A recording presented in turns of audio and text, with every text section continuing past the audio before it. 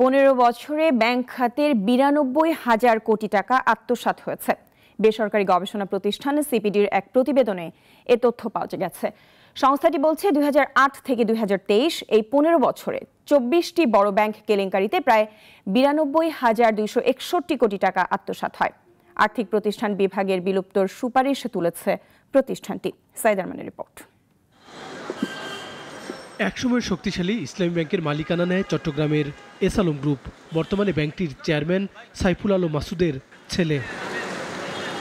কেবল ইসলামী bank থেকে এসালম নিয়ে গেছে 30,000 কোটি টাকা। ফলে ব্যাংকটি এখন মুমূর্ষ হয়ে পড়েছে। বেসরকারি গবেষণা প্রতিষ্ঠান সিপিডি বলছে গ্রুপটির কবজায় রয়েছে 7টি ব্যাংক। জনতা ব্যাংকের যে ক্লায়েন্ট, সরকারি খাতে জনতা ব্যাংকের পরিস্থিতিও নাজুক। একক গ্রাহকের ঋণসীমা অমান্য করে ব্যাংকটি অ্যানন ট্যাক্সকে দিয়েছে 10,000 কোটি টাকা। বেসরকারি গবেষণা প্রতিষ্ঠান সিপিডির এক প্রতিবেদন বলছে 15 বছরে 92,000 কোটি টাকা আত্মসাৎ হয়েছে ব্যাংকিং খাত থেকে। অনেকগুলো ব্যাংক আপনারা জানেন যে বলতে গেলে এগুলো মৃতপ্রায়, এগুলোর চলন শক্তি আর নাই, এগুলো ক্লিনিক্যালি ডেড হয়ে গেছে। কিন্তু তারপরে আমরা বলছিলাম একটু আগেই যে আসলে এই পুনর্ভরণ করে, পুঁজি পুনর্ভরণ করে কিন্তু তাদেরকে বাঁচিয়ে রাখা হচ্ছে, কিন্তু তারা কিন্তু কোনোভাবেই বেঁচে থাকার মতো অবস্থায় নেই। কেবল ব্যাংকের টাকা আত্মসাৎ নয়, কেন্দ্রীয় ব্যাংক এতদিন বিশেষ ব্যক্তি এবং গোষ্ঠীর স্বার্থে কাজ করেছে, আইন কানুনও তৈরি করেছে তাদের স্বার্থে। বাছ বিচার না করে রাজনৈতিক বিবেচনায় বেসরকারি ব্যাংকের লাইসেন্স দেওয়া হয়েছে।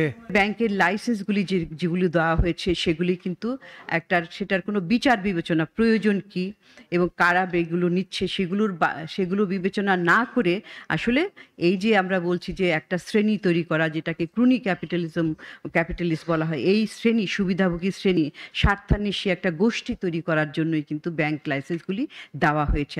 বিদায়ী আওয়ামী লীগ সরকারের আমলে রাজনৈতিকভাবে লাইসেন্স পাওয়া তৃতীয় এবং চতুর্থ প্রজন্মের কিছু ব্যাংক মৃতপ্রায়। জনগণের করের টাকা এসব ব্যাংক বাঁচিয়ে রাখা হয়েছে, অথচ ব্যাংকগুলো মরতে দেওয়া উচিত। শ্বেতপত্র প্রকাশ করতে হবে, হোয়াইট পেপারের অর্থ হলো যে যেসব দুর্নীতি ইত্যাদি হয়েছে সেই সব দুর্নীতির কার্যকারণ কি, কারা এগুলো করেছে, সেগুলো নিয়ে কিন্তু জবাবদিহিতার একটা অংশ হিসাবে এটাকে একটা প্রকাশ করা, একটা কমিটি করে। অর্থ মন্ত্রণালয়ের আর্থিক প্রতিষ্ঠান বিভাগ বিলুপ্তির সুপারিশ করেছে সিপিডি। সংস্থাটির মতে দেশের পুঁজিবাজার অসুস্থ ও বিকলাঙ্গ, বীমা খাত অগ্রহণযোগ্য অবস্থায় রয়েছে। এটি বন্ধ করতে হবে কোনোভাবেই। সাইদ আরমান, নাগরিক, ঢাকা।